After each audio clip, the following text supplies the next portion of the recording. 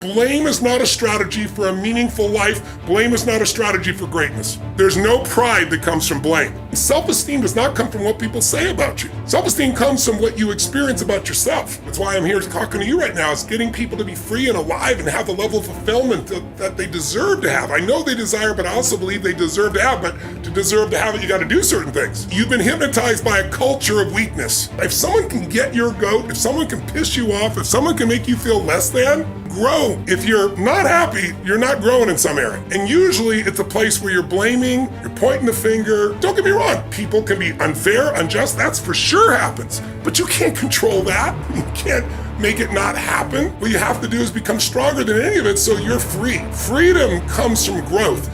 Freedom does not come from control. Now, if you focus on what's missing all the time and what you can't control, you're gonna be depressed. Your depression is not a Zoloft deficiency.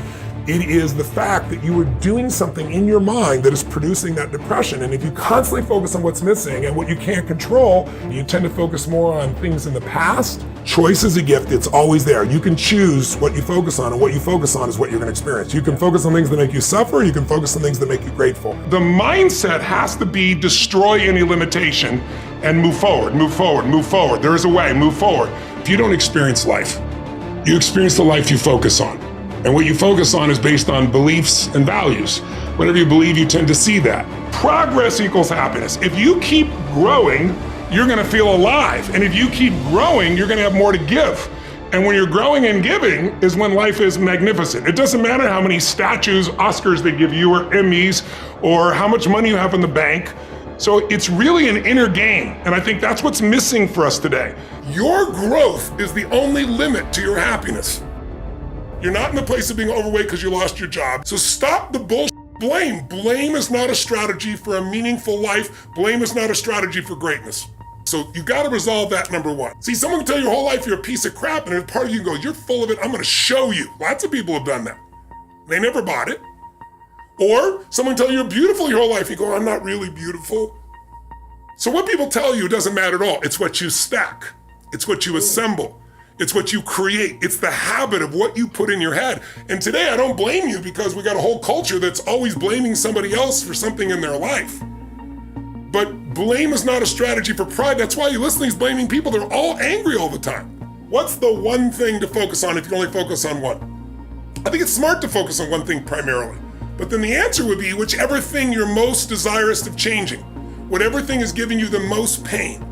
So if it's your relationship, I'd go full force on that. Now, in the world we're in today, you don't usually have the privilege of going, okay, I want to work on just being happy. Well, I can train you to be happy while hell's breaking loose. You probably have to work on both your business or financial side and some personal side. I would be working on both. And to me, the way to attack that, if you're not sure which area, is to start with the body. I always teach physiology first. Change the body, you'll change the emotions. If you change the emotions, you'll change your decisions, you'll change the quality of your life. Because the quality of your life is your emotions. It's not what you get. You can have $1 billion and commit suicide. People have done it. You can have beautiful relationships and commit suicide. You can have people loving you and be sad all the time. Our pattern of emotion is our home. And you have to upgrade your home. You have to train it. And one way to train it is the emotion comes from the way you move, the way you breathe, the way you speak. When I used to be depressed, and I don't get it anymore, I just took it out of my life. I even took the language of it out of my life. Because the words you create a biochemical response. But when I did that decades ago, because I was like having those thoughts like, is there a reason to still be here? That kind of crazy shit in your head. I got out of it by using anger originally.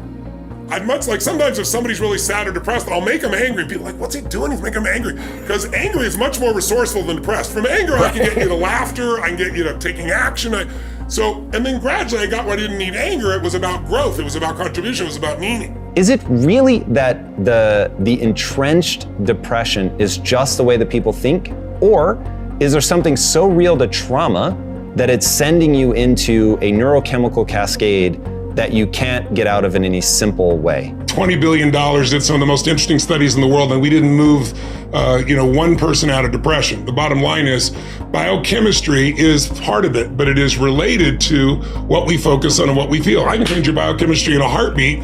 Close your eyes and have you imagine one thing. I can disrupt you, produce fear. Close your eyes, produce something else. We can produce a parasympathetic effect, a calming effect. So you cannot separate the mind and the body. They're together. And so my approach is both. I believe in physiology first, but it isn't just biochemical. It's the way you move. It's the way you breathe. It's the way you gesture. If I said to you, there's a depressed person behind curtain number 1 over here, and I'll give you a $100,000 donation to your favorite charity if you can describe their posture, everyone knows. What's their posture like? Where's their head? Down. Down. Where's the shoulders? Slouched. Are they breathing full or shallow? Shallow. That's right. Are they talking loud or quiet? Soft. Fast or slow? Slow. But if you take that same person, I don't care what's going on with them, and you put their shoulders back and you have them breathe different and they speak at a different tempo and they move, their biochemistry changes like that. So you got to shift the way the body's being used, but then also you have to create a compelling future. So that's why, I really believe exercise is one of the most important elements, pushing someone beyond their normal comfort zones physiologically, while you simultaneously are working on their head, creating something. So you need strong physiology, you need a really clear focus, because you're only experiencing what you focus on.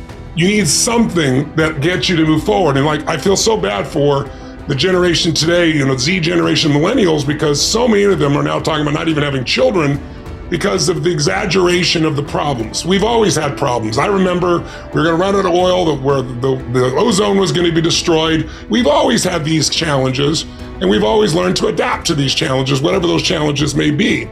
But people today think these problems are forever, because we've had some times here that we've never had, where we literally shut down the whole world and had people trapped in their homes. And that has an effect on people because they don't have a compelling future. There's something inside you that's bigger than anything that's ever happened to you, that ever could happen to you. And tapping in and finding that part of yourself is how you get someone to have sustained strength. They have a reason to do it, a compelling future, something they're going for. And it's got to be a compelling future about more than just getting by. That's not compelling, or surviving, or doing okay. The secret to anyone who succeeded is they found something they care about more than themselves. As human beings, if you get in your head, you're dead. Almost all of us can find something to be upset about. That's the nature of the mind. The mind is constantly dissecting things, separating, comparing. But when you look back and you take a look at somebody's life and you look at the totalitarian aspect of, what am I here to serve? What am I here to give? What am I being called to for life? Those are the people that, were in concentration camps and survived. If you read Man's Search for Meaning, Viktor Frankl, one of my favorite people on earth, right? His entire piece was they had a will to live because they had a compelling future. They said, I'm going to live so that I can tell this story so it'll never happen again. They suffered the most intense suffering, but they made it through it because they had a compelling future. So identity and compelling future are the ultimate things that shape people. Why are they still depressed if they're taking a depressant? Because all the depressant does is numb you. But they're still focusing what's missing. They're still focused on what they can't control. They're still focused on past or present that's not the way they want it to be, or making up a future that's scary. Well, you're going to be depressed no matter what unless you take control of those factors. I don't see it as a rationale. I see it as a gift. Choice is a gift. It's always there. You can choose what you focus on, and what you focus on is what you're going to experience. You can focus on things that make you suffer. You can focus on things that make you grateful.